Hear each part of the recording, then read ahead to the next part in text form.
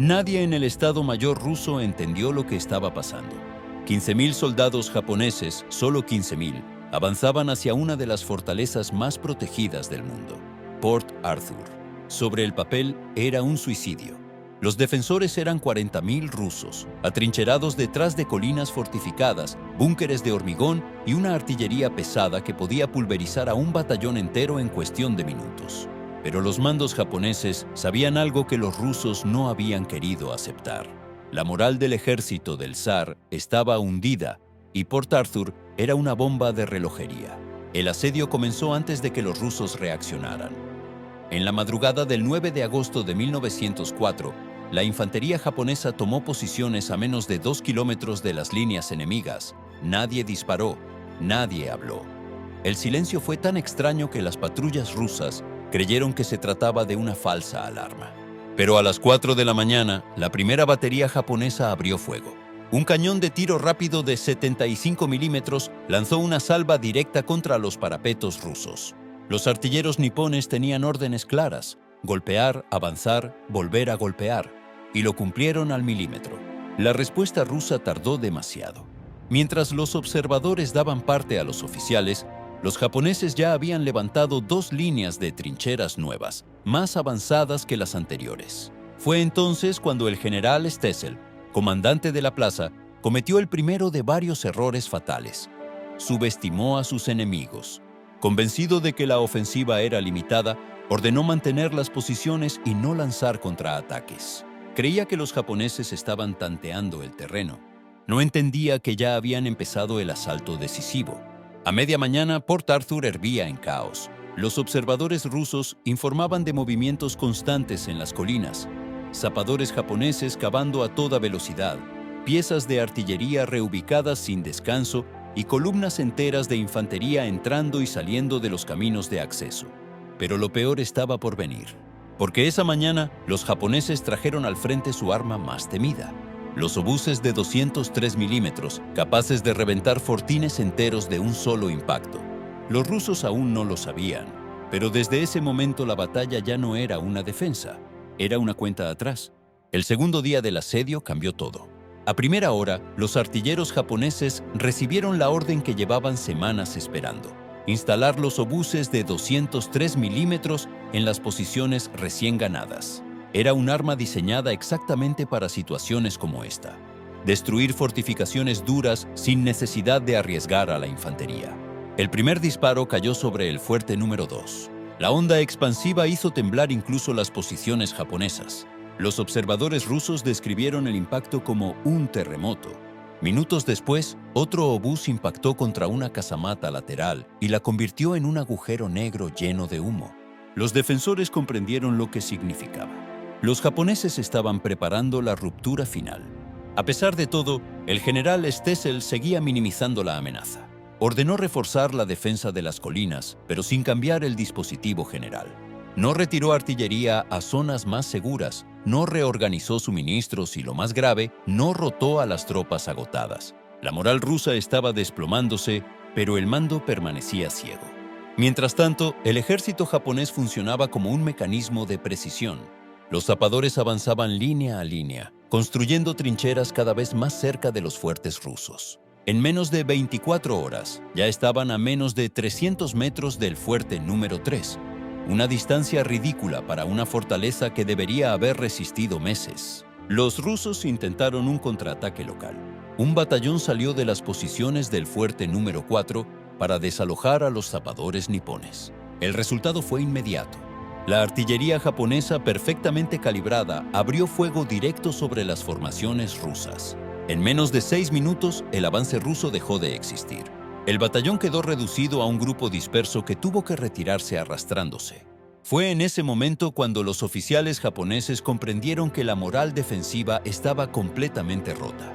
Pero lo más grave vino al caer la tarde. Los japoneses detectaron un punto débil en la red de fortines: la colina estratégica 203, llamada así por su altura, 203 metros sobre el nivel del mar. Desde esa colina se veía toda la base naval rusa, incluidas las posiciones de los acorazados. Si caía esa colina, Port Arthur estaba muerto. Los rusos, increíblemente, no habían fortificado lo suficiente la zona. Creían que la pendiente era demasiado empinada para permitir un asalto. Subestimaron otra vez la disciplina japonesa. Esa noche, sin luz, sin descanso y bajo fuego enemigo, los japoneses iniciaron el ascenso. Los rusos apenas pudieron reaccionar. Cuando comenzó el tercer día, la mitad de la colina ya estaba en manos japonesas, y una vez llegaran a la cima, la flota rusa quedaría expuesta. El tercer día amaneció con un único objetivo para el alto mando japonés: tomar la colina 203 antes de que los rusos comprendieran lo que estaba en juego. A primera hora, los obuses de 203 milímetros comenzaron a disparar sobre las posiciones superiores de la colina. No era un bombardeo masivo, sino quirúrgico. Impacto tras impacto, buscaban eliminar nidos de ametralladoras, destruir refugios improvisados y, sobre todo, impedir que los rusos reorganizaran líneas defensivas. Los rusos, por fin, entendieron la gravedad de la situación. Desde la cima se podía observar toda la rada interior del puerto, incluidos los acorazados Redvisan, Poveda y Poltava. Si los japoneses colocaban observadores allí arriba, podrían dirigir el fuego de su artillería pesada directamente contra la flota. Esto significaba una cosa muy simple: si caía la colina, caía Port Arthur. Punto. El general Kondratenko pidió refuerzos urgentes. Movilizó compañías agotadas, soldados heridos que aún podían empuñar un fusil e incluso personal de servicios. Sabía que perder esa altura equivalía a entregar la fortaleza con sus propias manos. Pero los japoneses no estaban dispuestos a perder el impulso. Alrededor de las 8 de la mañana, los primeros pelotones del tercer ejército iniciaron el ascenso frontal. Era una locura desde cualquier manual militar. Una subida empinada, sin cobertura, contra posiciones que dominaban toda la pendiente. Pero la disciplina japonesa era absoluta. Subían, se detenían, disparaban 3 salvas, avanzaban otros 20 metros. Una mecánica que, aunque costaba vidas, les hacía ganar terreno metro a metro. Los rusos respondieron con todo lo que tenían. Ametralladoras Maxim disparando casi sin enfriar el cañón. Granadas improvisadas arrojadas cuesta abajo. Francotiradores escondidos entre rocas. Aún así, los japoneses seguían subiendo. A media mañana, la batalla alcanzó su punto crítico. Los defensores rusos lograron detener temporalmente el avance en una cresta secundaria. Durante un momento decisivo, parecía que la colina podría resistir. Pero entonces ocurrió el error que les costaría cientos de vidas. Una orden contradictoria enviada por un oficial recién llegado provocó la retirada de una compañía entera en la ladera norte. Los japoneses lo vieron al instante. El contraataque japonés fue brutal. Cargaron con bayoneta calada, aprovechando el vacío en la línea rusa. En menos de 10 minutos, habían capturado esa posición secundaria, y desde allí podían rodear a los defensores que quedaban en la parte alta. La colina se convirtió en un laberinto de rocas, humo, cuerpos y disparos sin orden. Los rusos, agotados, empezaron a quedarse sin munición. Algunos artilleros intentaron mover piezas desde posiciones bajas, pero estaban demasiado expuestos. El general Kondratenko pidió resistir hasta el anochecer. Si lograban aguantar, podrían lanzar una contraofensiva nocturna para recuperar lo perdido. Pero los japoneses no querían esperar a la noche. A las 4 de la tarde, un último empujón japonés rompió la línea rusa en el sector oeste de la colina. El combate cuerpo a cuerpo fue tan intenso que varios oficiales japoneses escribieron después que era imposible distinguir quién era amigo y quién enemigo hasta que ya estabas encima. Cuando el sol comenzó a caer, la bandera japonesa ondeaba sobre la cima, pero aún no era el final. Tomar la colina era solo el principio. Lo realmente importante vendría ahora. Desde arriba, los observadores japoneses tenían ángulo directo hacia la flota rusa, y los obuses de 203 milímetros estaban listos para disparar. La verdadera destrucción aún no había empezado. Los japoneses habían tomado la colina 203, pero lejos de celebrarlo, los oficiales del tercer ejército ordenaron silencio absoluto. No querían que los rusos comprendieran aún lo que aquella conquista significaba. En la cima, los observadores japoneses preparaban sus telémetros. Cada graduación, cada ángulo, cada cálculo debía ser perfecto. Porque ahora, por primera vez desde el inicio del asedio, tenían visión directa de la flota rusa en la bahía interior. El oficial que coordinaba el fuego, el mayor Yamaoka, respiró hondo antes de dar la primera corrección. Era consciente de que lo que estaba a punto de hacer cambiaría el curso de la guerra ruso-japonesa. Estaba a punto de convertir a los acorazados rusos en objetivos fijos. A las 5:15 de la tarde, el primer obús de 203 milímetros abandonó la recámara con un estallido que hizo temblar toda la colina. El proyectil tardó solo unos segundos en recorrer la distancia hasta la bahía, pero para los artilleros pareció una eternidad. Cuando impactó contra el casco del Redvisan, el sonido llegó como un trueno seco que retumbó en toda Port Arthur. Los marineros rusos no podían creerlo. Hasta ese momento, la flota había sido relativamente segura dentro del puerto interior, protegida por las colinas y el relieve. Pero ahora los proyectiles caían desde arriba, ajustados con precisión quirúrgica. Los disparos no eran aleatorios. Eran correcciones matemáticas hechas segundo a segundo por los observadores. Un impacto demasiado corto. Ajuste de 50 metros. Un impacto demasiado largo. Corrección de 30 metros. En cuestión de minutos, los obuses empezaron a caer directamente sobre las cubiertas de los acorazados, atravesando blindajes que normalmente resistirían ataques frontales, pero no fuego de caída vertical. El Poveda fue el segundo en recibir un impacto directo. Una explosión abrió un agujero de varios metros en la cubierta. Los marineros intentaron apagar los incendios, pero los proyectiles seguían cayendo como si fueran golpes de un martillo gigante. Los rusos en tierra miraban aquello con horror. Sabían que si la flota era destruida, Port Arthur quedaría completamente aislada.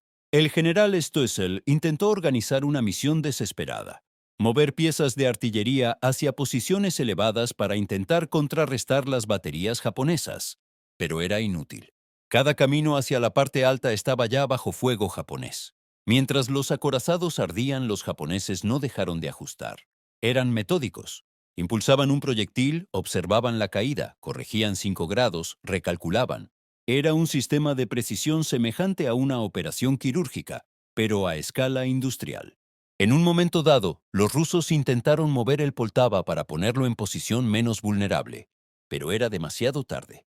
Un impacto directo alcanzó sus Santa Bárbaras. La explosión fue tan violenta que una columna de humo negro ascendió cientos de metros. El estruendo se escuchó en toda la península.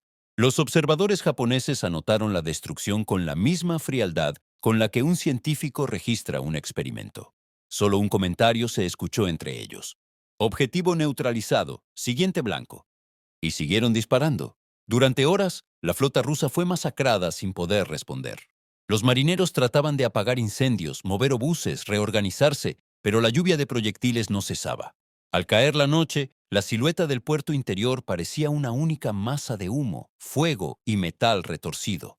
Los gritos se mezclaban con el olor a combustible quemado. Pero lo peor para los rusos no era lo que habían perdido. Era lo que entendían ahora. La colina 203 no era una posición más. Era la llave de toda Port Arthur. Y ya estaba en manos japonesas. El alto mando ruso sabía que si la situación no cambiaba pronto, no habría forma de evitar lo inevitable. Y aún así decidieron resistir, o al menos intentarlo. La noche en Port Arthur era un infierno silencioso. Los japoneses habían cesado el fuego para reorganizar posiciones y traer nuevas municiones, pero el eco de las explosiones sobre la bahía seguía resonando en la cabeza de todos los defensores. Los acorazados rusos ardían como antorchas gigantes. Su destrucción había sido tan rápida y precisa que muchos soldados en tierra apenas podían procesarlo. Stoessel reunió a sus oficiales en una sala de paredes agrietadas. La luz temblorosa de una lámpara de aceite apenas iluminaba los mapas extendidos sobre la mesa. Ninguno hablaba. Cada hombre entendía lo que había ocurrido en las últimas horas. La flota que debía proteger al puerto estaba desmantelada. Cuando el general por fin habló, lo hizo con voz apagada. No esperábamos esto. Una frase corta pero cargada de un peso insoportable. Algunos oficiales intentaron proponer contraataques, movimientos desesperados, mover artillería, pero todo era inútil. La colina 203 había cambiado el tablero estratégico en un solo día. Mientras tanto, los japoneses no descansaban. Aprovechando la oscuridad, unidades de ingenieros abrían nuevos caminos, movían obuses, reforzaban trincheras, preparaban posiciones para continuar el bombardeo al amanecer. No querían dejar tiempo a los rusos para reorganizarse. Al mismo tiempo, dentro de Port Arthur, la situación era cada vez más desesperada. Los hospitales estaban llenos, saturados hasta los pasillos. Los médicos trabajaban sin descanso, cosiendo heridas con manos temblorosas y escaseando ya los suministros básicos. El agua potable empezaba a ser un problema. La comida también. Los ciudadanos, atrapados en medio del asedio, vivían entre explosiones y rumores. Se hablaba de que las tropas japonesas habían tomado posiciones más avanzadas, de que pronto intentarían un asalto general, de que ya no quedaría forma de evacuar a las familias. Los soldados rusos, exhaustos, cavaban nuevas trincheras sabiendo que no estaban deteniendo a nadie. Los japoneses avanzaban metro a metro, con una disciplina imposible de igualar. Y ahora, con la flota destruida, los rusos ya no tenían esperanza de recibir ayuda exterior. A la mañana siguiente, los japoneses reanudaron el bombardeo, pero ya no disparaban contra la flota. Ahora los obuses de 203 milímetros caían directamente sobre las posiciones terrestres. Baterías de artillería, nidos de ametralladora, depósitos de munición, fortificaciones que antes se creían invulnerables. Cada impacto levantaba montañas de tierra y concreto. Cada explosión hacía caer otra parte de la ciudad. Port Arthur se estaba desmoronando. El ruido era tan fuerte que muchos soldados rusos comenzaron a experimentar algo parecido a shock psicológico. Se quedaban paralizados, incapaces de responder órdenes. Los oficiales tenían que sacudirlos para que reaccionaran. El asedio ya no era solo militar, era psicológico. A pesar de todo, algunos regimientos rusos intentaron un último esfuerzo, un contraataque directo hacia la colina 203. Querían expulsar a los japoneses de allí, aunque fuera temporalmente, para evitar el bombardeo vertical. Fue un avance desesperado, casi suicida, y aún así lo intentaron. Al caer la tarde, cientos de soldados rusos subieron a la colina bajo fuego de fusilería, metralla y obuses. Pero los japoneses ya estaban atrincherados. Habían convertido la cima en una muralla viva, y cada metro que los rusos avanzaban era un baño de fuego. Los japoneses mantenían la posición con una ferocidad implacable. Sabían que perder esa colina significaba perder la guerra. El intento ruso fracasó, y al fracasar, comprendieron lo que hasta entonces no querían admitir. Port Arthur estaba condenado. Pero lo más sorprendente es que, aun viendo que todo estaba perdido, el alto mando ruso decidió seguir resistiendo. El orgullo, la presión política y el miedo a la humillación pesaban más que la realidad militar. Solo quedaba una pregunta: ¿cuánto tiempo más podrían soportar? El amanecer del día decisivo llegó envuelto en un silencio extraño. Durante unos segundos Port Arthur parecía una ciudad muerta. Sin embargo, todos sabían que ese silencio no significaba paz, sino que los japoneses estaban preparando algo más grande. Y no tardó en llegar. Un estruendo sacudió toda la península. Los obuses japoneses comenzaron a caer con una precisión quirúrgica sobre los últimos bastiones rusos. Cada impacto levantaba columnas de polvo que se mezclaban con el humo de los incendios que ya ardían desde hacía días. Las fortificaciones más robustas, esas que el Imperio ruso había presumido de indestructibles, se abrían como si fueran cajas vacías. Pero lo peor no era el daño físico. Lo peor era lo que ocurría dentro de la ciudad.